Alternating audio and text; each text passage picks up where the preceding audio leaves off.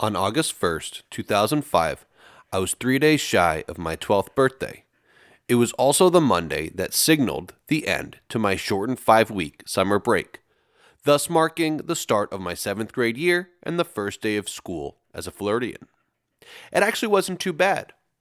Sure, I was a bit anxious, but my science teacher, Miss Collins, was also from New York and super funny. I also made friends with another new kid named Jonathan, but he went by TR for some reason. We ate lunch together in the cafeteria. The second day didn't go as well. Somehow they changed my schedule and I ended up with 2 lunches, neither of which coincided with TR's lunch. So I sat in the grungy lunchroom at Greenwood Lakes Middle School 2 separate times, alone. So by the third day, I was completely overwhelmed. I'm not quite sure what happened that day that set me off, but I guess being in a completely new environment without knowing anybody didn't help. So I spent the first half of the day crying in the bathroom and the second half of the day crying in the guidance counselor's office. I must have communicated to the guidance counselor that I was sad I had no one to sit with at lunch because the next day in drama class, my teacher, Miss Bennett, frequently checked in with me to ensure that I was okay. Also, she told me that one of my classmates, Dominic, would have lunch with me. So after class, Dominic waited for me and we walked together out of the portable classroom and down to the cafeteria. On the way, we struck up a conversation, and of course, the first question I asked was, "What kind of music do you like?" He said that he liked punk rock. I got excited because that was around the time that anytime I heard the word rock used in a musical context, an inevitable rush of dopamine occurred. When I told him I liked punk rock as well, he asked me my top 3 artists of that genre. The first band I mentioned, of course, was the Ramones. He immediately responded, quote, "I love that band." I then followed that legendary band up with the Sex Pistols, to which he replied, quote, "Oh yeah, they're great." Then, as I prepared to tell Dominic the third band on the list, I became super eager to share because the band I was about to reveal was perhaps the biggest band in the world at the time. However, as soon as I said Green Day, the look on his face changed rapidly as he almost pretentiously commented, quote, "Oh, Green Day isn't punk, they're pop punk." I'm Dove Brenner, and this is Hot Cakes from a 90s Stand, and today I will do a deep dive on the development of pop punk in the late 90s and early 2000s. Also, before we go further, I want to apologize for the delay in getting this episode completed.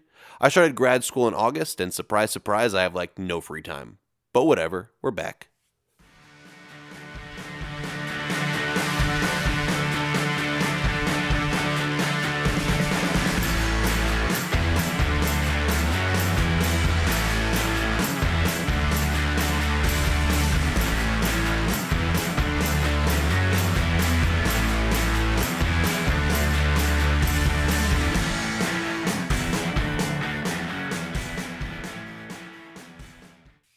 To understand pop punk's heyday, we have to understand the origins of pop punk.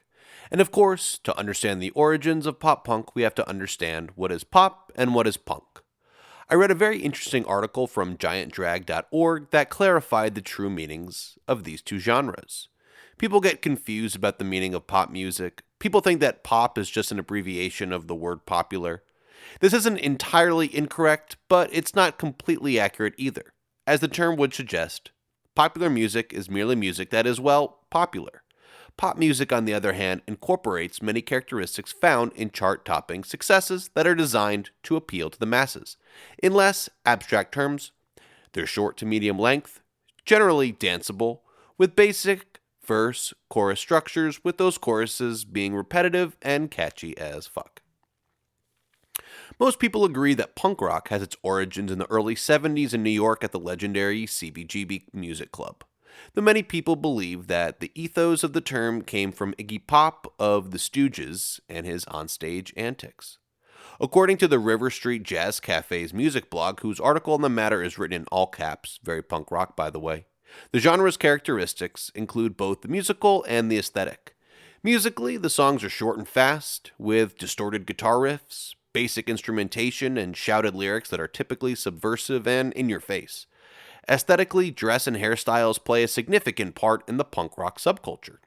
Traditionally, punk rock outfits include leather jackets, vests, ripped jeans, skinny jeans, metal studs, band patches, and oversized military-style boots. Hairstyles include mohawks and spikes. Also, much to my father's dismay, the punk rock aesthetic tends to feature lots and lots of tattoos and piercings. So, if I were to be so brazen as to come up with some kind of definition of pop punk, I would say it's a nice big umbrella shaped subgenre of rock that incorporates elements of punk music in tandem with pop music designed to appeal to the masses. Also, while punk rock contains a strong ethos of rebelliousness, pop punk contains an inherent sentiment of silliness. Within the aggregate, it's not the obnoxious silliness found within the macho bravado of many 20th century rock artists, but rather a youthful and sophomoric exuberance appealing to disaffected teenagers with a sense of humor. While the term pop punk was coined in 1977, it didn't really become its own subgenre of a subgenre, if you will, until probably sometime in the 90s. That said, multiple bands emerged in the late 70s that generally were referred to simply as punk rock, but possessed quite a bit of overlap with the pop music genre. Now, within subgenres of rock music, we constantly hear the term, quote unquote, the Big Four. For example, thrash metal has Metallica, Megadeth, Anthrax, and Slayer. Grunge has Nirvana, Pearl Jam, Soundgarden, and Alice in Chains. And nu metal has Korn, Limp Bizkit, Linkin Park, and Deftones. So the artists that kept coming up in discussions about the most influential bands in laying the groundwork for pop punk led me to crown Bad Religion, The Undertones, Buzzcocks, and of course, my beloved Ramones as the Big Four of that category. In the late 1970s, Gregory Gaffin, a 15-year-old kid from the San Fernando Valley, started listening to punk rock via the radio program Rodney on the Rock, hosted by the LA-based DJ Rodney Bingenheimer. So captivated by the music, Gaffin's love for punk rock became a huge part of his personality, and he seeked out other kids at his school that shared his interest. One of the guys he found was Jay Ziskraut, who happened to also be a drummer. The two of them decided to start a band, with Gaffin on vocals and the keys, with Ziskraut obviously on drums. To form the remainder of the band, the teenagers had to search outside of their high school, but alas, they ultimately recruited Brett Gurewitz on guitar and Gurewitz's classmate Jay Bentley on the bass guitar. Bentley didn't actually play bass guitar before joining the band. He was a guitarist, but he wanted to play a band, so he made the switch. I promise you, Bentley's transition certainly wasn't the first or last time that happened. Anyways, with a fully formed band, they ultimately settled on this misleading name of Bad Religion. The band didn't intend for their title to be blasphemous, but rather to represent, quote-unquote, any kind of social group that prescribes a certain way of thinking. The band wasted little time in recording their first demos and handed their first one over to their friend, Lucky Lair, who was the drummer for the popular up-and-coming LA hardcore punk band, the Circle Jerks. Lair passed the demo on to Rodney Rock. Rock's influence led to Bad Religion opening for another popular California punk band, Social Distortion. The group released their debut self-produced and self-titled EP, whose success spawned their debut album titled How Could Hell Be Any Worse, released in 1982. The 14-song album, lasting less than 30 minutes, embodies punk rock to its very core, even verging on hardcore punk at times. But no one in their right mind would describe them as pop. So what happened? Well, in 1983, amongst conflicting schedules, personal endeavors, personal problems, and the quick and steep decline of LA punk, Bad Religion released an album antithetical to their early ethos. The album is low-key a synth-pop record and not unexpectedly became their most controversial of the 80s and perhaps ever. So while it appeared the band was done for, as Gaffin was studying at UCLA and their new drummer Pete Flintstone went to England to study abroad, against all odds, the band regrouped, and in September of 1988, they released their third studio album, Suffer, which saw the band return to their punk roots, albeit with a more polished sound. Some songs seem to borrow the rhythmic guitar styles of the hair metal scene, especially in Suffer's fifth song, Give You Nothing. While the album failed to chart, it is considered a highly influential punk album. For example, Fat Mike, the frontman of the highly successful skate punk / pop punk group NoFX, called the album, quote, the record that changed everything.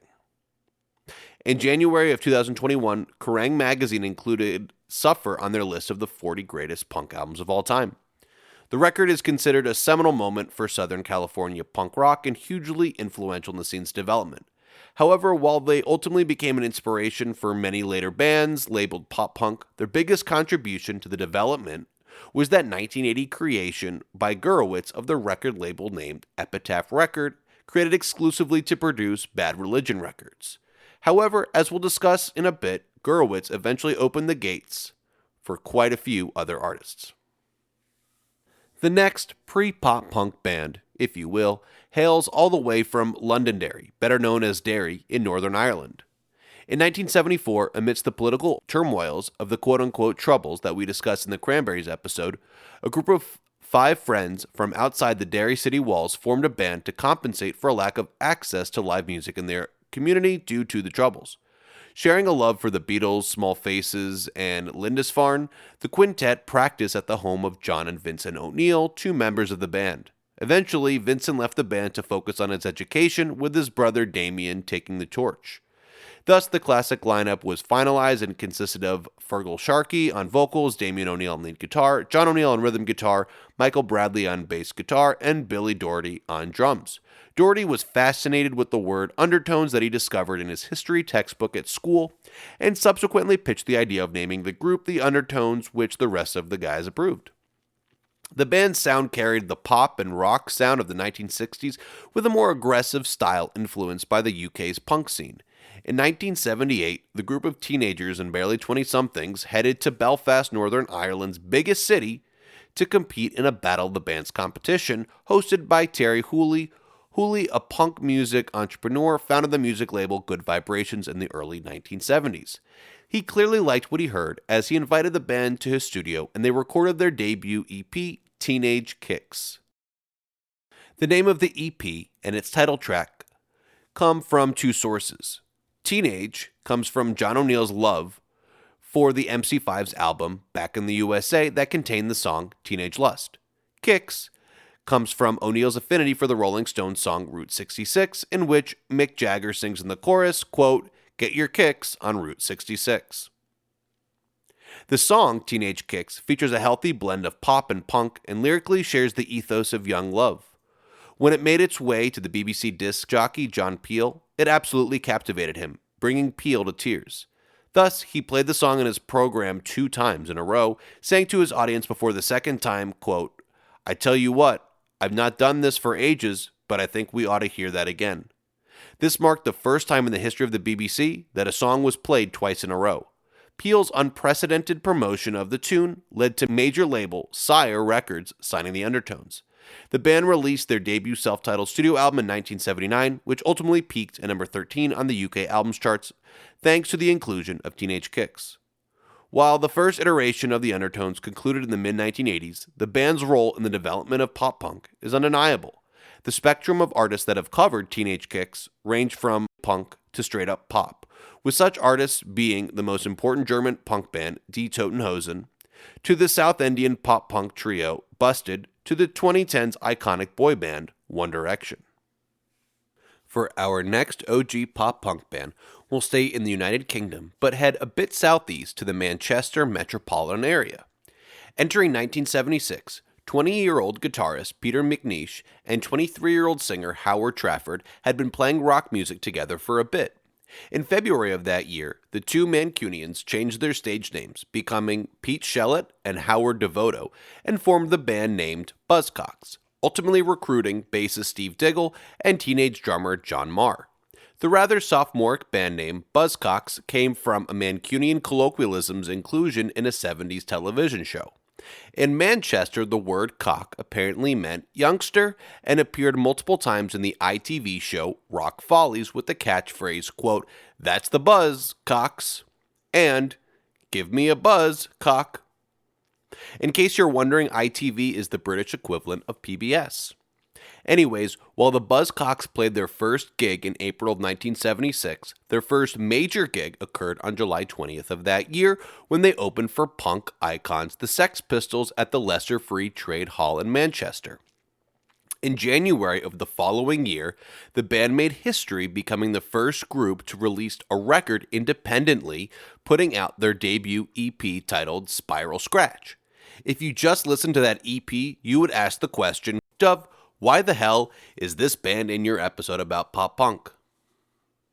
The EP is loud, aggressive, fast, raw, and unpolished, which is also how I would describe their debut studio album, Another Music in a Different Kitchen, released in March of 1978. Three things, though, to note about that album. Number 1, the album was released on the major label United Artists. 2, Howard Devoto left the band prior to the recording of that album, leaving responsibility to Pete Shelley. 3. Though for me the album as a whole is a prime example of in-your-face 70s British punk, the album is far more polished than Spiral Scratch, and songs like Get On Your Own and I Don't Mind certainly steer the ship into much more accessible territory. The band's association with the development of pop punk rests on their sophomore studio album, Love Bites, released just 6 months after their debut. Though the album maintains the intensity and the energy of their previous work, the pop tendencies are omnipresent, especially on the album's second track. Overall, the album sounds somewhere between the Kinks, the Sex Pistols, and Nick Lowe. Songs like Nostalgia and Just Lust are abrasive, but with catchy melodies and danceable beats, they sound like they would fit in just fine with late 70s rock radio. However, neither were released as singles. In fact, the band chose only that second track on the album, Ever Fallen in Love with Someone You Shouldn't Have, as a single to represent Love Bites. At 175 beats per minute and catchy as hell, the song sounds like a sped-up version of an early Beatles song, just with more distortion. The international community ate it up. It peaked at number 12 on the UK singles chart, number 10 in Ireland, hit number 1 in South Africa, and it even cracked the top 15 on the US dance chart. So while the band's first and probably most significant stint ended in 1981, if there's one band from across the pond that laid the foundation for what would become at least the explosion of early mainstream pop punk, it's the Buzzcocks. Before I discuss the next, and in my humble opinion, the most important band within the origins of pop punk, I must share the story of how I discovered them. When I was a wee young child, my dad played bass in a cover band called Diamond Fever. The story behind their name is even less cool than it sounds, but I'll spare you that tidbit. Anyways, my dad's band played a blend of Beatles, New Wave, and Shania Twain covers. One of their staples was the power pop classic What I Like About You. Years later, when I was 11, I asked him who did that song, and he said it was the Ramones. So for Father's Day that year, with his money of course, I got him a Ramones compilation titled Loud Fast Ramones, Their Toughest Hits. Both of us were just disappointed to find out that What I Like About You not only wasn't on that album, but that the song was actually by the popular Detroit-based 80s band called The Romantics. Understandable mistake, but my dad and I made the best of a bad situation and slipped the CD into his car, and well, we discovered that no mistake at all occurred. In 1974, a group of outcasts from Queens, New York, ranging from ages 12 to 15, decided to form a band. The band started as a trio with Doug Colvin on bass and vocals, John Cummings on guitar, and Jeff Hyman on drums. Colvin, who at that point started going by the nickname Dee Dee, decided to change his stage name to Dee Dee Ramone after a supposed alias used by Paul McCartney when checking into hotels. He encouraged the rest of the band to change their stage surnames to Ramone as well, which they all adopted. Thus, inevitably, the band became known as the Ramones, and guitarist, now Johnny Ramone, recruited his buddy Tommy to manage the band. Dee Dee understandably found it difficult to sing and play bass at the same time, shifting the vocal responsibilities to drummer Jeffrey Hyman, now known as Joey Ramone. But not long after, he too found it difficult to sing and play his instrument at the same time. But since the band liked his vocals, he got up from the drum kit to focus solely on singing, thus leaving a vacancy on the Skins. Their manager, Tommy, took over. Of course, now that he was a playing member of the band, he took the stage name Ramone, and the classic lineup was solidified. It's important to note that while OG singer Dee Dee relinquished part of his role, he continued shouting 1, 2, 3, 4 before songs for the remainder of his career. Anyways, the band played their first culturally significant gig on August 16, 1974 at the previously mentioned legendary club CBGB. Becoming favorites there, the Ramones played that venue nearly 75 times before the end of the year. Much to the chagrin of the band, their elevated presence in New York City enabled them to become the poster children of the new punk rock label for more aggressive and fast-paced rock music, along with bands such as the Stooges, MC5, and the New York Dolls. Their popularity led Sire Records founder Seymour Stein to sign the band to a contract in 1975. Between January of 1976 and November of 1977, the band recorded and released 3 studio albums, their self-titled debut, Leave Home, and Rocket to Russia, a trio of albums that rank among the greatest first three albums of any artist of any genre. Their self-titled debut was ranked 47 on Rolling Stone's 2020 list of the 500 greatest albums, and ranked number 1 on their 2022 list of greatest debut records. But before I get distracted and start naming the laundry list of accolades attributed to their first three albums, let me communicate why they are so instrumental in the development of pop punk. In true punk fashion, each cover of their early albums features the band in their tight, ripped jeans, long hair, leather jackets, and rebellious disposition. The longest song from their iconic debut doesn't come close to the 3-minute mark. Aggressive riffs, quick speeds, and abrasive titles such as Beat on the Brat, Chainsaw, Gimme Gimme Shock Treatment, and Teenage Lobotomy are plentiful.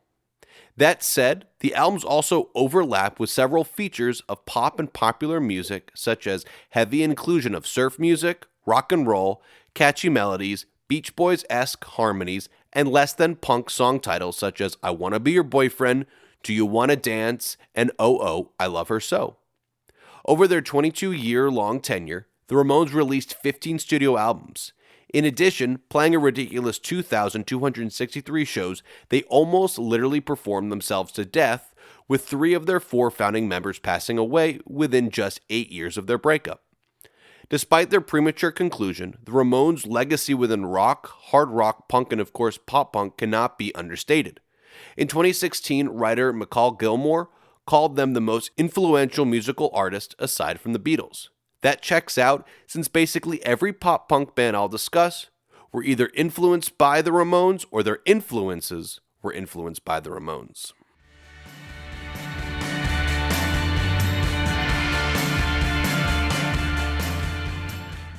Now that I've spent basically half this episode talking about the 70s, I suppose I should talk more about music in line with this podcast's namesake. Since I try my best to keep this a 90s themed podcast, I'll likely avoid getting in too deep into the 2000s pop punk, but of course we'll see what happens. Instead of doing deep dives on the most notable artists from the pop punk explosion, I'm going to try to focus on specific years. While I'm going to concentrate on the heavy hitters that dominated the charts and led to the pop punk explosion, and listening to the influential punk bands of the latter half of the 80s and first couple years of the 90s, I would be remiss to not briefly discuss 3 bands in particular. Because leaving out these 3 bands while telling the story of pop punk would be like recounting the Ross and Rachel saga, while failing to mention Ross saying the wrong name at his wedding, or some other less basic pop culture reference. But I digress. The first band hails from Berkeley, California, and calls themselves the Mr. T Experience. In 1990, they released their first album produced on Lookout Records, the indie NorCal record label that supported several pre-mainstream pop-punk bands. The album, titled Making Things with Light, combines speedy rhythms, humorous lyrics, blistering punk guitar riffs, goofy vocals, and surf rock to create an overall sound that sounds like mid-90s rock radio without the smoothed edges. If you listen to the song Parasite from that album, you'd probably agree with me that it could have been a huge mid-rock 90s hit had it been released on a major label. Also, if you listen to the first 5 seconds of What's in the Cuckoo Clock, I'd be shocked if it didn't remind you of a certain bassist/vocalist for a certain mega super popular pop punk band that I can't tell you the name of just yet. Okay, fine, it's Mark Hoppus of Blink-182. We'll get to them, I promise. Another band from Lookout originated far from NorCal in the Chicago suburb of Prospect Heights. By the time 1991 rolled around, Screeching Weasel had already put out 2 hardcore punk records with very little pop-punk presence. See Hey Suburbia off their sophomore effort titled Boogada Boogada Boogada Boogada for the exception.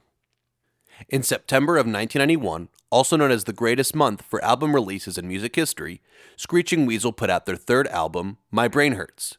You can make an argument that pop punk as we know it never happens without this record.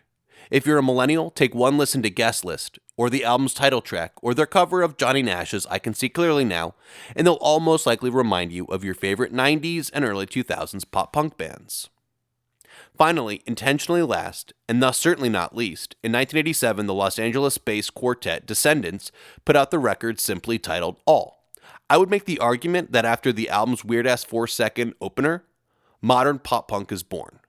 Opening with a sick drum roll, the song Coolidge sounds like it belongs on a Tony Hawk Pro Skater soundtrack rather than the year 1987. Also, take note of the nasally as hell vocals at the 1 minute and 8-second mark of the song Clean Sheets. I wonder if that vocal styling would ever come back around in pop punk. That's a rhetorical question, by the way. Now that I've introduced pop punk's origins and the pre-mainstream era of the subgenre, let's start with the third most important year in pop punk history, 1994. Two bands released monumentally important albums that perhaps belong on the Mount Rushmore of pop punk. I won't spend too much time talking about the first band since I did an entire episode on them not too long ago. That band is Northern California-based group Green Day, and the album is Dookie. Just to remind y'all, the album is a gnarly collection of aggressive yet cohesive punk rock songs full of humor which details boredom, sexuality, loneliness, relationships, and mental health. It's no secret that the band was influenced by the Ramones, as according to Setlist FM, they have covered at least 6 of their songs at live gigs, one of which was featured on a 2003 Ramones tribute album. Like the Ramones' work, the songs on Dookie are short, quick, and catchy. Also like the Ramones, they're sometimes silly, sometimes heavy, often both in the same song. But unlike the Ramones, the songs on Dookie appear to have a design, a formula, one that contained the potential to appeal to the masses, and that potential was realized. Dookie sold north of 20 million copies, peaked at number 2 on the Billboard Hot 200 albums chart, and included 3 songs that topped the rock charts. The other band that makes 1994 such an important year for pop punk also hails from California, albeit a bit to the south in Garden Grove. In 94, the punk rock quartet, The Offspring, released their third studio album titled Smash. The record was the band's second to be released on Brett Gurowitz's of Bad Religion's previously mentioned independent label Epitaph Records. While the label's most successful artist, Bad Religion, had a successful following, Epitaph Records didn't exactly possess a ton of pop music cred. But after listening to the final mixes of Smash, Gurewitz told his wife, quote, "Honey, everything's gonna be different now." Compared to Dookie, Smash contained multiple songs inherently far more aggressive and radio unfriendly. Examples include Genocide, whose chorus lyrics read, quote, "Dog eat dog every day. On our fellow man we pray. Dog eat dog to get by. Hope you like my genocide." Others include the hardcore punk number So Alone. The 1 minute and 17 seconds long song is played at 179 beats per minute and ends with the words, quote, "Kill, buck up, hey, die." That said, Smash also featured multiple songs with much more earworm top 40 radio potential than anything off Dookie. Straight out of the Ramones playbook, the lead single, Come Out and Play's verses are dominated by a surf rock guitar riff.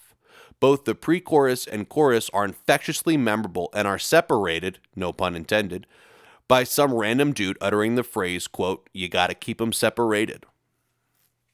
Though Come Out and Play maintains so many elements of punk rock with its upbeat tempo, minimal instrumentation, confrontational lyrics, and distorted thumping power chords, it somehow gets molded into a 3 minute and 17-second ditty born for popular rock radio.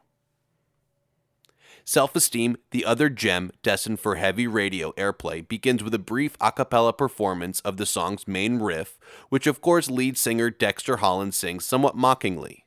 The song then becomes an upbeat, distortion-happy, power chord-filled 90s rock classic. While many 90s rock singers, such as Kurt Cobain and Eddie Vedder, sing with so much ambiguity you can't even be sure they know the words they're singing, Holland enunciates rather effectively, enabling the listener to concentrate on the self-loathing anthem about not having a backbone. The lyrics of Self-Esteem, which detail the protagonist's inability to end a toxic relationship, feature both self-deprecating and dark humor, which put a bow on the gift that perhaps is a top 10 90s rock song. Smash became an international phenomenon, selling over 11 million copies, the most ever from an independent label. The album peaked at number 4 on the Billboard Albums chart and features 3 singles that peaked in the top 10 on the US rock charts, including Come Out and Play, which hit number 1 and also became the first pop-punk song ever to reach the Billboard Hot 100 singles chart. The Offspring have gone on to become one of the most iconic bands of the 90s and the aughts with transcendent pop-punk smash hits such as You're Gonna Go Far Kid, The Kids Aren't Alright, and who can forget Pretty Fly for a White Guy. With over 40 million albums sold and 20 plus million monthly listeners on Spotify, their popularity never waned. Also, side note, both Dookie and Smash open with a dope drum roll on the snare a la Coolidge by the Descendants. The fifth most important year in the development of pop punk has to be 1995. That's thanks to a band that most people probably wouldn't necessarily refer to as pop punk.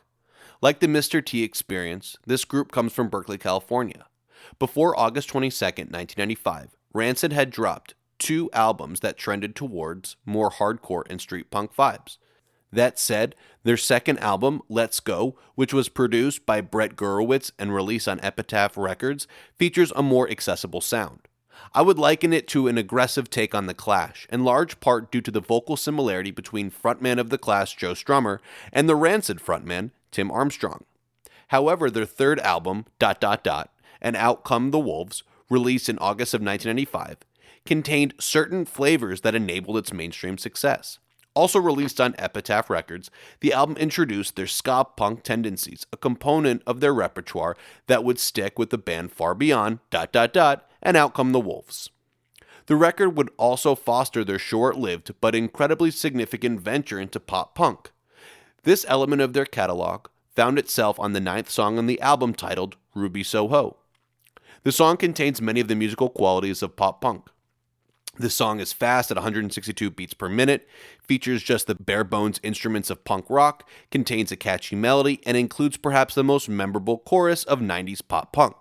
So despite the band's underground and hardcore punk cred, the song ended up peaking at number 13 on the US rock charts, number 9 on the Canadian rock charts, and helped the album become certified platinum in the United States. While the band wouldn't dabble much in pop punk following their third album, the success of Ruby Soho proved to be a pivotal moment and a further indication of the rise of pop punk within popular music. In June of 1997, a trio of immature and somewhat capable punk musicians from San Diego put out their major label debut, and pop punk has never been the same since, thus making 1997 the fourth most important year in the mainstream development of the subgenre of pop punk. The album titled Dude Ranch contains just under 44 minutes of pop punk magic. The album's instrumentals are simple, fast, and accessible. The melodies are catchy, and the song's lyrics and titles are silly and funny, and in retrospect, a bit cringe. Speaking of titles, Dude Ranch perhaps wins the award for the most grotesque double entendre in the history of popular music, but once again, I digress. The reason that this album remains so important comes from its third song, which opens with one of the most iconic rock guitar riffs of the 20th century. The song, Damn It, which mixes teen angst, unrequited love, humor, blistering vocals, and wicked fast speed, somehow resulted as an earworm pop hit that brought the authors Blink-182 into the mainstream. See, I told you we'd get there. Damn It became a breakout hit for Mark Hoppus, Tom DeLonge, and Scott Raynor. Raynor's tenure with the band as drummer didn't last too much longer after, as he was soon replaced by Aquabats drummer Travis Barker. The song peaked at number 11 on the US rock charts, number 15 on the Canadian rock chart, and sold over 200,000 copies in the UK. The success of Damn It helped Dude Ranch go platinum in both the US and Canada. It also helped land Blink-182 a headlining spot on the Vans Warped Tour, a successful touring punk rock festival that quickly became a platform for promoting pop-punk bands. The success of Dude Ranch led MCA to give their follow-up album a professional budget, which they used to recruit producer Jerry Finn, who had worked before with Green Day, Rancid, Goo Goo Dolls, and most importantly, Alvin and the Chipmunks. This relationship resulted in the production and release of the second highest selling album in the history of pop punk, assisting in crowning 1999 as the second most important year in the development of pop punk. I'm biased because this is the album I've listened to more than any other I've discussed or will discuss, but to me, this is the most influential and quintessential pop punk record. Every song is a banger and accessible without losing its punk rock backbone. Since Damn It was the band's only hit up to that point in the US, most casual pop punk fans hadn't heard the voice of the band's guitarist and co-lead vocalist Tom DeLonge. In September of that year, that all changed with the release of Enema of the State's second single, All the Small Things. Fitting that the song would be the first pop-punk song to ever crack the top 10 on the Billboard Hot 100, since the song's chorus pays tribute to the Ramones with the melodic repetition of the syllable "na" in the chorus, as the Ramones did in the chorus of their 1985 single Bonzo Goes to Bitburg. But it's not really what DeLonge sings in the song, it's how. There's a certain nasally quality to DeLonge's voice that, like Joey Ramone's voice, shouldn't be good but somehow is unique and pleasant. While again, in my humble opinion, it's DeLonge that does the nasally vocals thing the best, he certainly wasn't the only one. Also in 1999, a young Southern Florida singer, Jordan Pundik, showcases unapologetic, nasally singing with his band New Found Glory on their independently released debut studio album, Nothing Gold Can Stay. Despite its lack of affiliation with a major label, it still went on to sell 300,000 copies and helped the band garner a strong following and a major label record deal. The lead track, Hit or Miss, features many of the prime characteristics associated with pop punk. However, the sheer nasalness of Pundik's voice and the use of acoustic guitar separated New Found Glory from their pop-punk contemporaries. Additionally, the lyrics to Hit or Miss aren't silly and humorous like their predecessors, they're rather emotional and nostalgic and provide a sense of yearning, a sense of honest regret. The song must have struck a chord with pop-punk fans as the band re-released it as the lead single from their self-titled major label debut put out the following year. Hit or Miss peaked at number 15 on the US rock charts, becoming their first hit on mainstream rock radio. The other important pop-punk moment from 1999 came from the OC-based four-piece band Lit, a band name that has aged like fine wine.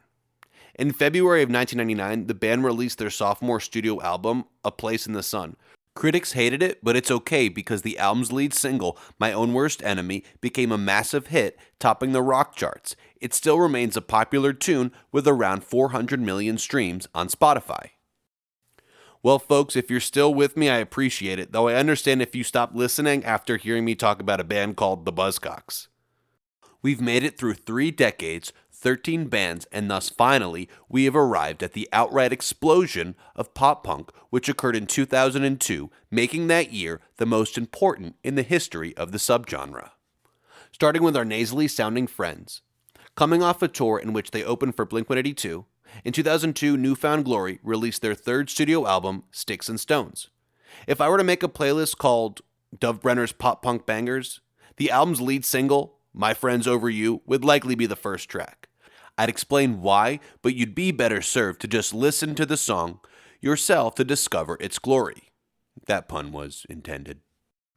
The single became the band's only song to chart on the Billboard Hot 100 and peaked at number 5 on the rock charts. While several contemporary reviews were less than favorable, the album has received quite a bit of retrospective praise. In 2015, Kerrang! Placed Sticks and Stones at number 3 on their list of the 51 greatest pop-punk albums ever. A highly influential album, 2 of the songs inspired the names of 2 highly important pop-punk bands down the road, All Time Low and The Story So Far. Continuing with our nasally vocalists, on March 19, 2002, Montreal-based quintet Simple Plan released their debut studio album. The album, titled No Pads, No Helmets, Just Balls, is either a poor attempt at humor or a brilliantly self-aware dig at hypermasculinity. Either way, it's an attention-grabbing name for an attention-maintaining record. Sure, it's a pretty safe record, but 2 very important things to mention about this album. Number 1, it's one of the first pop-punk albums to sound far more pop than punk. Number 2, the lyrics continue New Found Glory's insertion of highly vulnerable and emotional lyrics. I'll get back to important thing number 2 shortly. The album's second single, I'd Do Anything, features the vocals of Blink-182's Mark Hoppus during the bridge, in which he concludes, singing in repetition the syllable "na," once again a la the Ramones. Y'all, I have just connected the Ramones to Simple Plan. I'm ready for my Nobel Peace Prize. The album sold 4 million copies, and 3 of the album's singles cracked the Billboard Hot 100, most notably the vulnerable 4th single, Perfect, which peaked at number 24. Contrasting the intensity of the previous band, but continuing with Canadian pop punk, my co-host Ryan would yell at me if I didn't mention Sum 41 from Ontario. While their most significant record, All Killer No Filler, was released the previous year and single-handedly brought the guitar solo of pop punk, see the 1 minute and 51 seconds mark of their song In Too Deep, In November of 2002, they released their critically and commercially successful follow-up, Does This Look Infected? Showcasing the diversity within 2002's pop-punk explosion, the album's explosive single, Still Waiting, embodies the roots of punk rock with aggression and strong political ethos. The single peaked at number 7 on the US rock charts, topped the UK rock charts, and found its way into the top 40 singles charts throughout Europe and in their home country. Before we leave Canada, I have to mention one more very important artist from there. On June 4th of that year, another Ontario-based artist released their mega successful debut album at the age of just 17. The album, Let Go. The artist, Avril Lavigne. Now, it's a bit peculiar that she turned out to be such an important pop-punk artist in the early 2000s because on Let Go, only one song qualifies as pop-punk. But to her credit, she made it count and then some. On September 9th of that year, Lavigne released the album's second single, Skater Boy. It's essential that I remind y'all that the spelling of that song is stylized as S-K, the number 8, E-R, space obviously, B-O-I. The tune, which famously tells the story of a regretful woman that had dismissed her high school boyfriend for his skater boy ways. The skater boy ends up being a rock star and dating the song's narrator, presumably Avril Lavigne. Retrospectively, the song has been criticized for the portrayal of its protagonist/antagonist dichotomy, but there's no retrospective second-guessing as to the catchiness of the song, as to the fact that you might not have heard it in over a decade, yet you can still sing along to every word, and as to the youthful energy that explodes in every second of this 3-minute and 23-second earworm. The song peaked at number 10 on the Billboard Hot 100, making it the highest charting pop-punk single of 2002. To date, the tune has received nearly 650 million streams on Spotify, and only half of those are from me and my sister and friend of the podcast, Rachel. Anyways, back to the United States. 2 more bands need to be discussed. First, upon the release of their significant record, Drunk Enough to Dance, the Texan 4-piece pop-punk group Bowling for Soup had already been around for nearly a decade. However, none of their first 3 albums experienced any real success.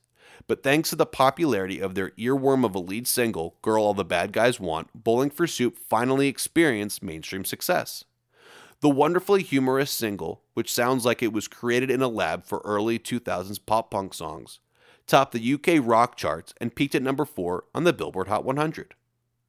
While the band probably is best remembered for their 2004 single 1985 and for not writing Stacy's Mom, the success of Girl All the Bad Guys Want further highlighted the moment for pop-punk, and their multiple references to butt rock makes it undoubtedly my favorite Bowling for Soup song. We have arrived to the last band and album I'll discuss. This record is the one that quote-unquote got me into music. I usually lie and say it was Nirvana or Blink-182 or the Chili Peppers, but that's only half true. The first album I begged my parents to get me for Hanukkah was The Young and the Hopeless by the darlings of Waldorf, Maryland, Good Charlotte. Released on October 1st, the album peaked at number 18 on the Billboard Hot 200 albums chart. It spawned a whopping 4 hit singles, all of which charted on the Billboard Hot 100. Fun fact about this album, at my 4th grade talent show, I did a dance to its lead single, Lifestyles of the Rich and Famous. The fact that a recording of that may exist somewhere keeps me up at night.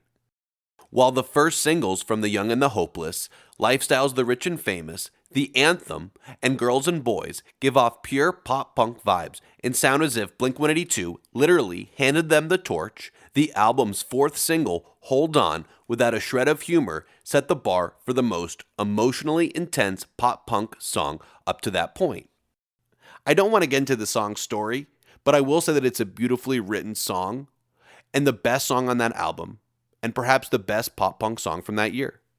After the success of Hold On, and the album as a whole, which contains several other tear-jerking songs, things looked different in pop-punk. It seemed like the next generation of bands favored the heartfelt and emotional ethos found on the popular records of Good Charlotte, New Found Glory, and Simple Plan, as well as the gravitation towards the popular side of the subgenre. The next batch of pop-punk bands to enter the mainstream, which included Fall Out Boy, Paramore, Panic at the Disco, and My Chemical Romance, amongst others, seemed to receive a new label. Emo pop punk, or more simply, emo pop, or even more simply, just emo. I'm not going to pretend to be knowledgeable enough about emo to confirm that anything I just said in the past 3 sentences is true, but I will confirm that this is where my story of the development of pop punk concludes. While I will end my monologue there, the story of pop punk certainly doesn't end there. In fact, given that new mainstream pop punk bands continue to emerge and that household name Olivia Rodrigo had a number one hit with a pop punk song just a few years ago, I would assert that pop punk is alive and well.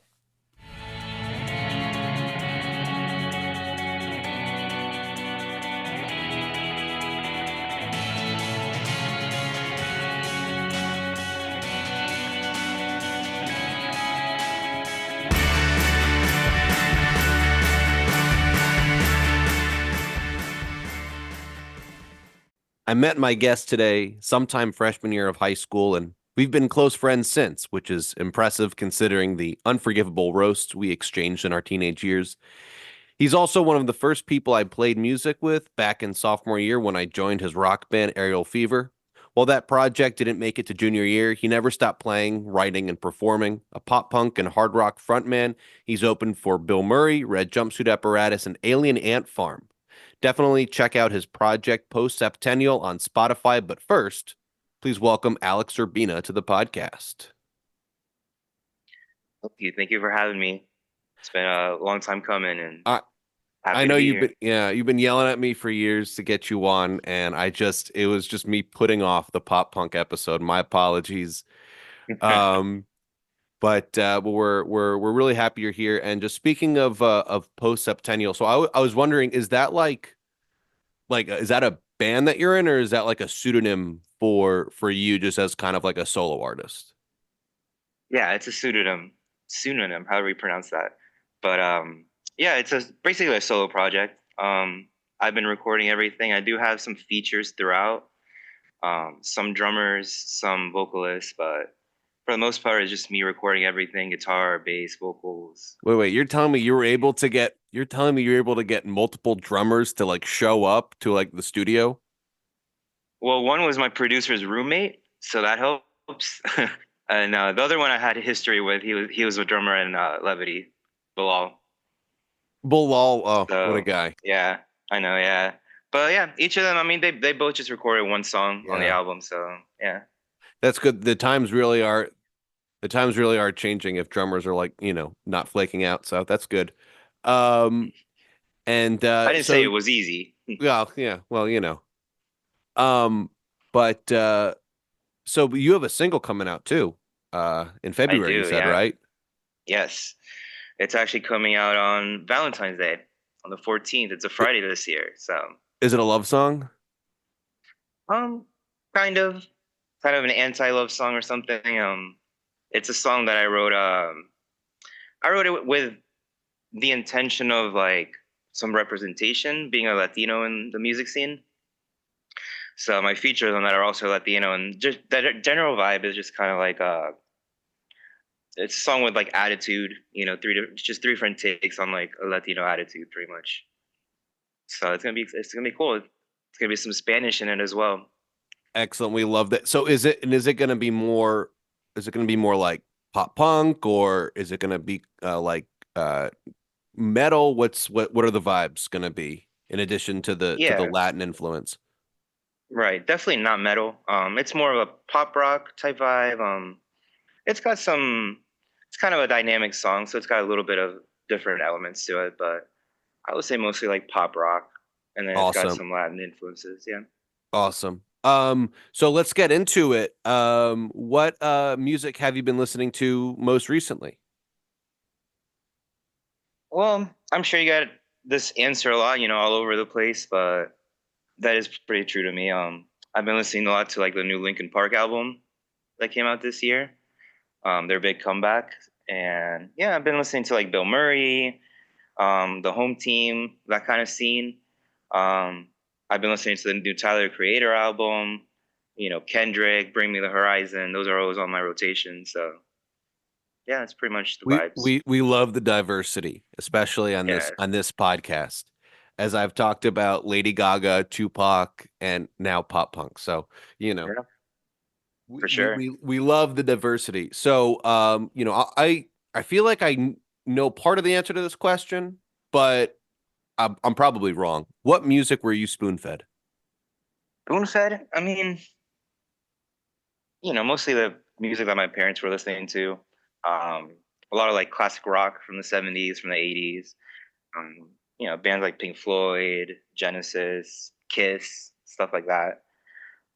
Yeah, I My was gonna say mom's still like a huge my mom's still a huge Beatles fan. So she played with that a lot of like new wave '80s type stuff. So yeah, because I remember you really being into Kiss. That's like I didn't realize that your mom was so into the Beatles. But I guess everyone's really into the Beatles, so it checks out. When did you start discovering music on your own? hopefully around middle school, around time you become a teenager, I guess everyone kind of starts discovering their own music in that era. So, but I would say yeah, sixth, seventh grade. In middle school, I was definitely kind of like a skater boy, that type scene. So I definitely got into around the time when American Idiot and Hot Fuzz from the Killers, stuff like that was coming out. Yeah, I was getting into like Green Day, Linkin Park, Fall Out Boy, Blink, Good Charlotte, stuff like that. Um, and then I definitely started expanding more into like rap and alternative stuff like that. But yeah, I would say that's I, I totally agree with you. I really think it's sixth or seventh grade, and I think that's why so many people, born like 1991 or 1995, find themselves, there's really a nostalgia right now for pop punk because that's yeah. the era when people were discovering music, and that's what was popular. So, it checks out that it's Green Day and Blink and Good Charlotte and all those bands, and we I will talk definitely about. attr- I definitely attribute those bands to like introducing me to like more modern music. Um, like you said, I mean, at that age, you're kind of just drawn towards that energy that they were putting out around that time. So Yeah, for sure. Like I remember at our eighth grade dance at Greenwood, moshing to "Girlfriend" by Avril Lavigne. yeah, I You know, remember you playing "Time of Your Life" by Green Day that's true. in eighth grade as well. That Yeah, is true. Yeah, it's another video I'm glad does not exist. Well, maybe it does somewhere out there, but I that's wish it true. did. Yeah, I did. I might have mentioned that in my Green Day episode, but yeah, I did play "Time of Your Life" at our eighth grade. What was it like? Just our graduation or something like that? Something, Yeah, some event they made up there. yeah.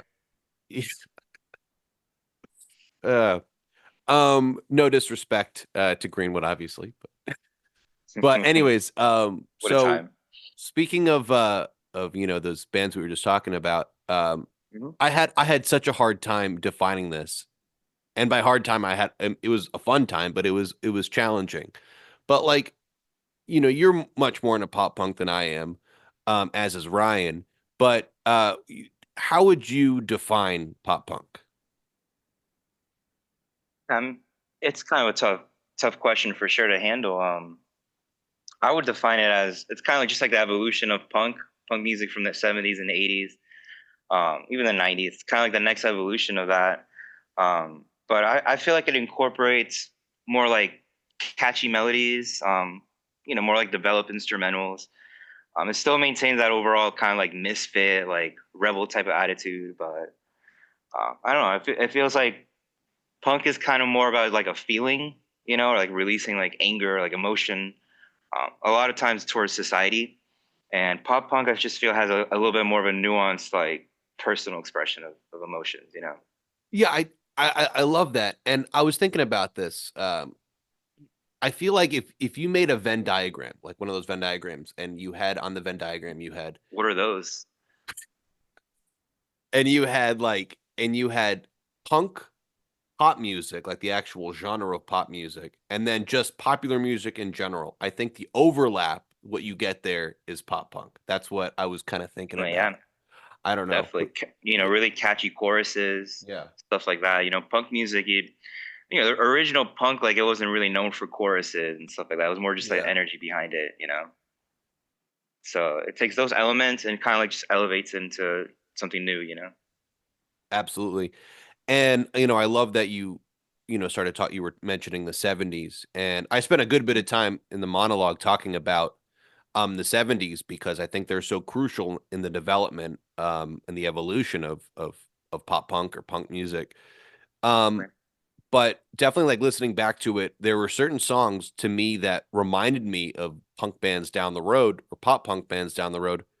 Did you know?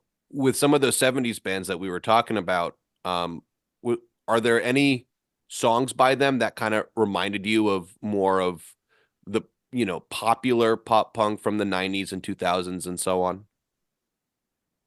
Yeah, there's definitely elements, early elements to those. Obviously they're different genres, but you can definitely hear some like inspiration, some kind of like yeah, that's things that just inspired later music. I would say later 70s bands, like maybe like, definitely like the Clash, stuff like that. Under the Undertones. I would say even bands like the Police or the Who, they could have kind of these like poppy elements that kind of transfer into more into pop music later on. So I would say bands like that. Yeah, it's really interesting, and I love that you mentioned the Police because I was thinking about those. Like, did I leave out the Police? But then I thought about it, and I remember um getting when I first got like one of those like record players. Every one of those record players that they're like you fold them up like a briefcase and you can walk around with it. Yeah, So that was I got that from actually that record store in downtown Deland. Um, and I got like at that store they had like the Police their debut album on like sales, like $2 or $3, whatever. So, and that yeah, had Roxanne on it, and Roxanne's this like poppy kind of like reggae, kind of like the Clash meets more like pop music. Um, definitely. but then every other song was like aggressive punk rock, like it was, and I never knew that about the Police, like how much of a punk influence they had. Um, Yeah. but before I go on a tangent, I need you to like to rein me in when that happens. By the way, uh, let's move on. I've been And trying to do that all my life, man. yeah. And has it worked? No. No, it hasn't. Um, but I really think I just did this episode in addition because you kind of backed me into a wall to do it, but also just because I love the Ramones and I love reflecting on their influence. Um, what role do you think the Ramones had on pop punk? Yeah, the Ramones, that's another one of those late 70s, 80s bands for sure. I mean, they were hugely influential. Uh, Definitely a band that paved the way, for punk music, everything, every subgenre after that to come, and I just think time's proven just how important they were, like how influential they were. Absolutely. There's just so many branches that Hmm. that spawned from their foundation. Yeah, You can exactly. make an argument that it's like, there was different branches. Some went the direction of more like hardcore, or you know, uh, or just more like Yeah, or ska punk or whatever. And then you had pop yeah, punk on the other. Really so many branches, and they're a band that like their music is just aged like fine wine. Um, like, and I know I didn't talk much about the 80s. I don't really ever talk much about the 80s in terms of music. I am an unapologetic, actually I am kind of apologetic because it's kind of unfair, but I'm not really a big 80s fan for the most part. But you know, undoubtedly there were some very like important 80s bands for the development of punk music, pop punk, etc. Do you think there was like any like or what are some significant 80s bands, if any, to the development of the explosion of pop punk? yeah, definitely. I mean, like I said, my mom, like she was super into like 80s stuff. So, I mean, she was never into like punk music and stuff like that. She was more new wave. But yeah, the 80s definitely was a huge step, from like the Ramones, the Clash, stuff like that. I would say maybe artists like Billy Idol would be like a good artist to advance that. Bad Religion for sure. The Misfits, they inspire a lot of people later on. Um, I actually really like the band Social Distortion. I feel like they were a pretty big step as well in the 80s. So I definitely hear like their influence on a lot of like 90s like pop punk bands, like the early pop punk bands, like The Offspring, Rancid. You can definitely hear their influence there. Um, but I remember hearing Social Distortion for the first time in a Good Charlotte song. So yeah, perfect. their influence is like, while maybe I wouldn't consider their sound like super pop punk, like it's definitely a Yeah. huge, like it definitely led to the development of some of the really important pop punk bands later on. So I love that you bring up Social Distortion, and also that gives us an opportunity to like shout out Guitar Hero 3. So Yeah, for sure. And also with the 80s, if I could give just like a little bit of different perspective too. Um, please. the 80s and like punk music, we focus a lot on like, bands here in the US, a lot of bands like British bands, European bands. But also in the 80s in Latin America, there was a big like rise in punk music. Kind of like, punk is very, especially in those times, very political. So I'm sure, as you know, in the 70s and 80s, there's a lot of political turmoil in Latin America. So yeah, there's bands like in Argentina, Chile, Los Prisioneros, Soda Stereo, bands like that. Even like Maná later on, one of the biggest Mexican bands and Latin bands in the world. They were very like pop punk inspired as well in the 90s. So just like a different perspective, like some elsewhere in the world, like this kind of music was still growing and obviously not as accessible as things are today.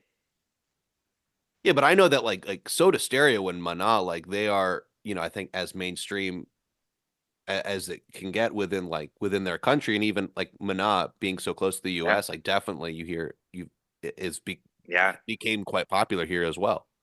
yeah. If you listen like early in Manan, like their first few albums, they have a lot of punky stuff, a lot of really upbeat energies. Yeah, Now, because I know that, the majority of the bands that I talk about in the monologue are either from the US or Canada. Did pop punk like ever develop in Latin America, or did it kind of like stay to more just kind of like traditional like rebellious punk with political yeah. There, I messages? mean, it was definitely more like localized scenes, per country. It was definitely pretty big. I can't really think of anything that really like broke out internationally like that, but besides like Mana, probably, Um, Yeah, I don't yeah. I don't know how the nasy vocals would sound in Spanish. They're I could nasally probably find vocals. some links for you and send them your way. Uh-oh. Um, so kind of going into to me, like I really feel like the explosion of mainstream pop punk, because there were, we talked I shared with you some of those names of those like pre-mainstream pop punk bands. By the way, did you get a chance to listen to any of those? Yeah, check some out. Like the Mr. T Experience, or what was Mhm. the other one? Screeching Weasel, Freaking Weasel, yeah. Descendants, yeah. So like that was really interesting to hear because I think that they sounded so similar to those early mainstream pop punk bands, and those the two that people reference the most being Green Day and The Offspring. What do you think it is about those two bands specifically that made them so huge and made pop punk like more accessible? Or Green Day and the Offspring. Yeah. I mean, it's kind of like that angst, that kind of like punk energy. It just kind of pushed onto the 20th, 21st century. Like a new generation of punk for me.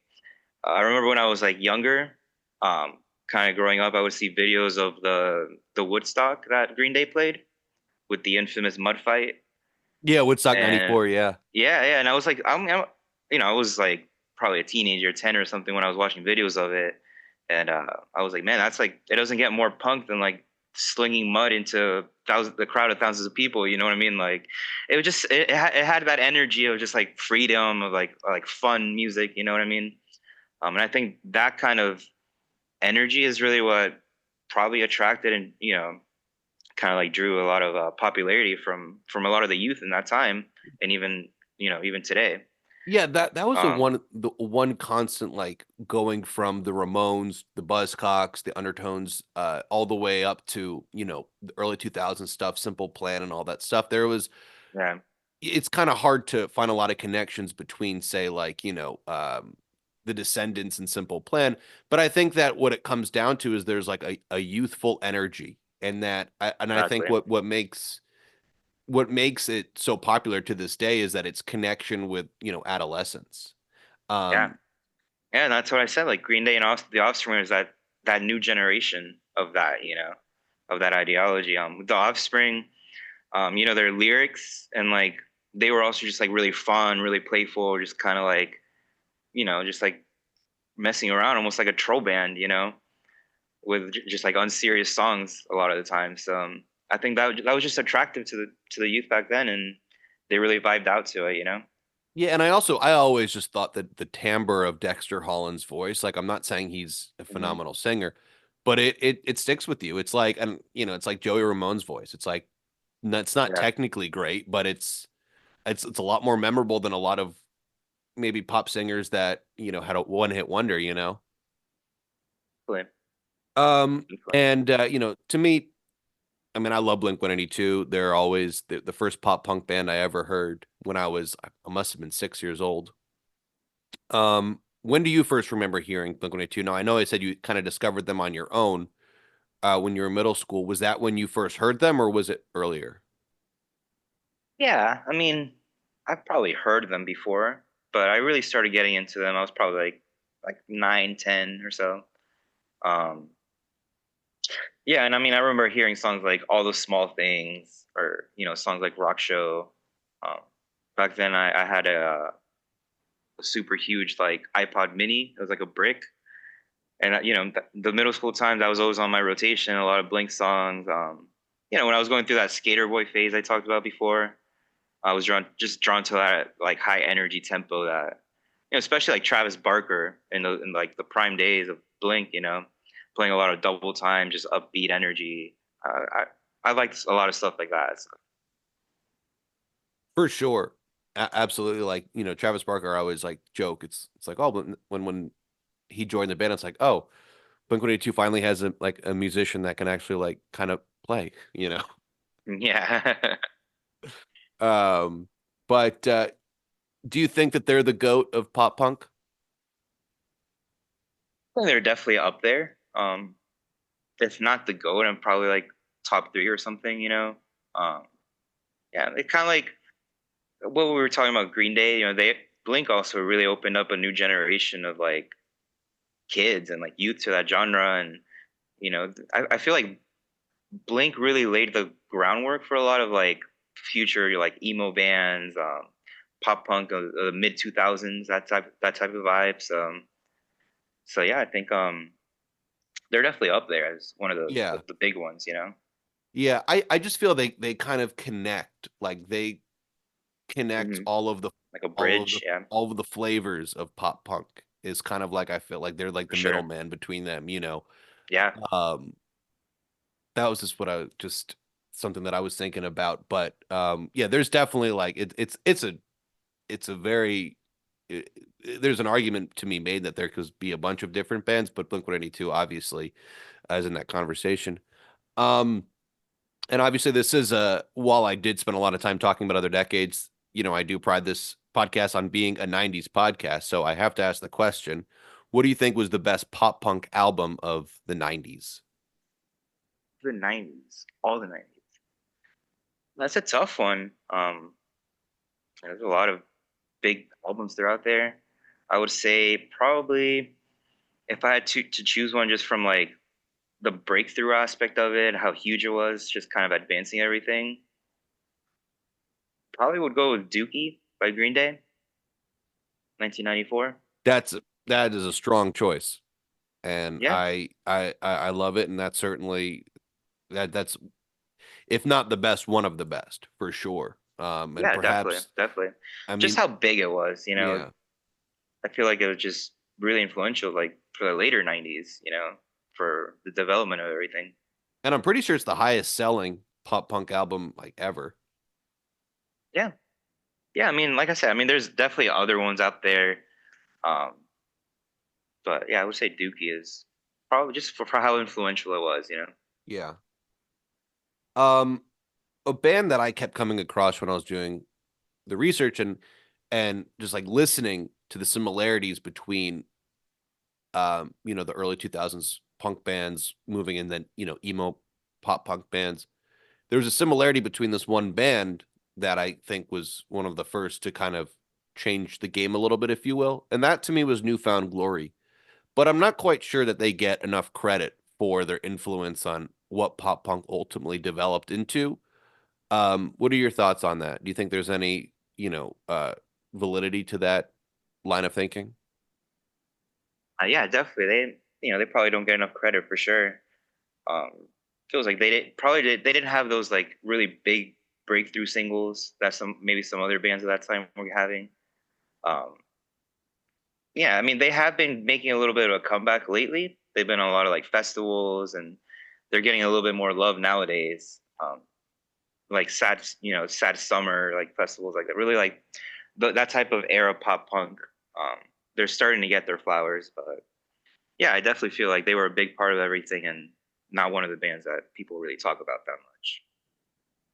Absolutely. And I have a feeling that both you, me, and Ryan will all, when we do our draft, will have a newfound glory song in there.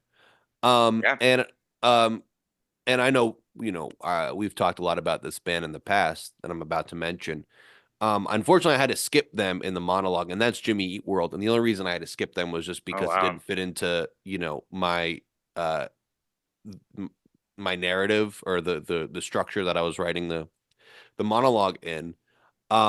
But you know, they're definitely, in my opinion, one of the most influential pop punk bands, just or really just bands in general of the early 2000s. So tell me your relationship with them, how you think they helped develop the subgenre and all that stuff. Like they were huge. I mean, they had the singles, like the big songs that were just started to be played more in the mainstream. They were using video games, using like movies, just all around, just pop culture. They were one of those bands that started to really break through. Um, yeah, like the band that I was in before, Levity, we covered Jimmy Eat World a couple times, a couple shows. Um, we played the middle, which might sound bass because it's probably their most popular song, but it's a song that just like drew the crowd in instantly, like a song that everybody was just immediately like really drawn towards and really like singing along to, going crazy for. It's kind of like maybe like Mr. Brightside or something like that. It has that impact. So yeah, Jimmy Eat World was pretty huge and just like popularizing the genre. I feel like making that genre just more accessible to everyone, more attractive to everyone, even like the mainstream crowd. Yeah, for sure. I remember one time, I think it was when you guys put out your debut out when Levity put out their your y'all's debut album. And what was that band that would you would always play with? Miguel was the singer. What was their name? Raising Cadence. Raising Cadence, Raising Cadence, and they did a cover of Sweetness. And Right. that Yeah. was the first time I realized, like, wow, I didn't, and this was what 15 years after Bleed American came out, and I think that was the first time for me. I was just like, wow, Jimmy Eat World's influence, um, is goes far beyond just like a party band in the early 2000s. Oh, for sure. Yeah. Um, but speaking of the early 2000s pop punk, I definitely think there's like a big difference and just like the overall sound ethos, etc., between like the 2000s or the early 2000s and the 90s pop punk bands. So, Yeah. who are some of your favorite early 2000s pop punk bands? I assume Jimmy Eat World will be in there, but who else? Mhm. Yeah. Probably bands like Sum 41, um, probably like Good Charlotte, Fall Out Boy, early Fall Out Boy, really like was big up there for me. Um, Even like My Chemical Romance started getting into a little bit more emo type pop punks, but still, I mean, early My Chemical Romance very influenced by punk music. Um, and then bands like Green Day, I like bands like Sugar Cult, stuff like that. Sugar Cult. I've actually never heard of them. Are they the early 2000s? Yeah, yeah, like '04 Oh around four. there, '03, '04, '05. Yeah, there's a couple other like more punky bands I liked as well at the time. Lesser known, like there was one called No Use for a Name, um, Autopilot Off, bands like that. You should look them up and check them out. They're same kind of era there. So what were those last two that you mentioned? No Use for a Name and Autopilot Off. Good. I really just needed you to like tell me that second name because I got distracted by the first name. I was like, whoa, no use for a name. Whoa. Yeah, yeah, they're pretty dope. They Um, like started in the '90s, had a little bit of like a break hiatus, and then came back in the early 2000s. did they have like hits, or were they more like they weren't for the casual pop punk fans? Yeah, yeah, they were a little bit lesser known, a little more of a specific, type What genre, a little I'm looking subgenre. there Yeah, up. I'm looking them up right now. yeah, for sure. Interesting. International U Day. Hmm. I need one of those. Justified Black Eye. That sounds like me in middle school. Sounds super punk, right? Sounds very punk. Um, anyways, Fairy Tale of New York. Interesting. I feel like that could be also be a Taylor Swift song though. Fairy Tale of New York. But Yeah. What if Taylor Swift drops a pop punk album? I don't know, man. I haven't been That's not on your bingo card? no, I mean I haven't been crazy about like recent pop punk like that. Yeah, like Olivia Rodrigo. Like yeah, and like MGK when he like Oh converted yeah. to pop punk. I was just like, nah, it was not it. Yeah. Um, So yeah, I would not probably not be a fan of that happening. all right. Swifties, that wasn't me that said that, okay? Sorry, Swifties. Yeah. Um, and this is, I think, kind of I had to kind of stop my history in the early 2000s because I really feel like pop punk just turned into something completely unique. And that was, I guess it's called emo pop. But Emo like, pop. or like emo pop or emo pop punk. I don't, the Yeah, terminology, like I never really was like into emo. So, I'm not the greatest wordsmith when it comes to, emo music. But when do you think that pop punk kind of transitioned into something unique and kind of separate yeah, from those early Green Day, Offspring, etc.? right. Yeah, yeah. I feel like probably around like 2005, right around that point. Like all the bands we were talking about, Green Day, Offspring, even Blink. Um, it got to a point where I feel like it just branched off a little bit more, a couple of different branches into like emo stuff because there's like more hardcore emo, more pop emo, like you were saying. But I would say probably around like My Chemical Romance, maybe when they put out the Black Parade, um, bands like Taking Back Sunday, even Panic at the Disco. Um, a little bit after them, maybe like '06, you started to have like that pop like emo, kind of like We the Kings, Boys Like Girls, stuff like that. That's kind of like when we were in high school already. So yeah, so I would say right around that trajectory, but probably My Chemical Romance, bands like that, kind of would have started that off. I think. Yeah, I agree. I think the year is 2005. I agree with you. I think because that wasn't that the year that From Under the Cork Tree came out, Yep, that was and I that was a think huge album for me. I think Fall Out Boy came back. Nothing was the same in pop punk. Yeah, yeah. It was completely different. Like they took, I think they It kind was of took Fall Out like, Boy and Panic yeah, at the Disco back then. Yeah, right. it's like which team were you on? Fall Out Boy. I never liked Panic Yeah, at the but that was like Disco. the thing back then is like which team are you on? Is it Fall Out Boy Yeah, or Panic at Disco? yeah. It was like NSYNC versus Backstreet Boys for, Yeah, for sure. yeah. But no, I never really was into Panic at the Disco, and I was, I guess, kind of like aggressively anti Panic at the Disco, which is, to be fair though, I did rock out. I write since not tragedies. Um, but no, I really like, I secretly like Fall Out Boy because like I was too cool. I was like, oh no, I only like classic rock, you know. That was one thing No, I I really, loved From Under the Cork Tree. That was one of my favorite bands or my favorite albums. yeah, I'm glad that you weren't like a pretentious bratty kid like me, because I I was like, oh, I can't, again, like I have to like it if it was released after 1999. I have no interest in it, and which was a shame because My Chemical Romance is such a good band, and I just completely wrote them off. And then like years later, I listened to them, and was like, wow, this band slaps, except for the fact they're from New Jersey. But other than that, Yeah, yeah. My Chemical Romance was huge. I mean, they like you said, they really created kind of a new sound, a new subgenre almost. So I would say yeah, them, Fall Out Boy. They were the big ones that really paved the way for what emo like punk became. definitely. And before I let you go, and you might get mad at me for asking this question, but what are your top 5 pop punk albums all time? Could be any year, Time. all time. And that doesn't if Um, you don't want to like order it, just like 5 off the. yeah, just five. Yeah. Yeah. Well, Enema of the State by Blink. That's got to be up there for sure. Um, I mean, I mentioned Dookie before. I would put them in the top five. Yeah. Um, I would say Fall Out Boy's album, Take This to Your Grave, the one before Under the Cork Tree. That I has would put that on the list. where is your boy or Grand Theft Autumn or what's the name of that Breath song? of Grand Autumn, Theft yeah. Autumn, yeah. Dead on Arrival, songs like they had a lot of those big breakthrough songs, you know. Um, Geez, what else? I would maybe put. Here's a little curveball. Maybe put Riot by Paramore on there. Ooh, okay. Yeah.